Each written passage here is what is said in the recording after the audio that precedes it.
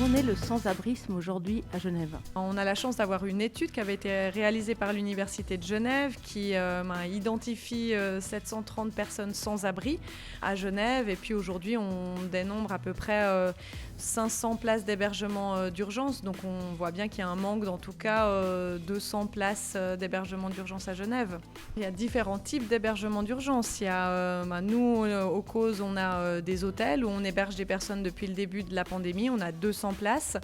Il y a également des structures qui existent depuis nombreuses années, telles que le foyer de Franck Thomas qui est géré par la ville de Genève. L'Armée du Salut a aussi sa structure nouvellement inaugurée, Le Passage. Il y a un certain nombre d'associations qui ont des plus ou moins grands dispositifs pour héberger ces personnes. Néanmoins, il manque 200 places. Où est-ce qu'ils sont ces gens? Parce que c'est vrai qu'on peut les apercevoir parfois la nuit.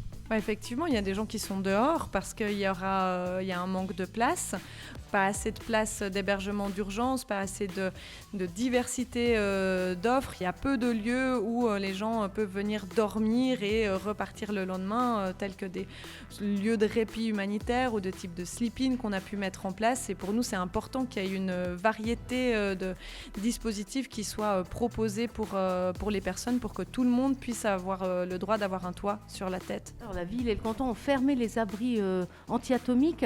Vous trouvez que c'est une bonne solution parce que ça aurait pu peut-être loger ces 200 personnes qui n'ont pas de logement?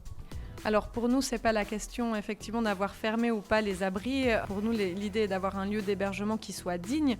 En surface, c'est quelque chose pour lequel le cause a milité depuis de nombreuses années. Les gens, ils sont sous terre, les conditions, elles étaient pas réunies. Là, on voit la différence des gens qui sont hébergés en hôtel ou dans des foyers où ils ont la liberté déjà d'entrer, de sortir.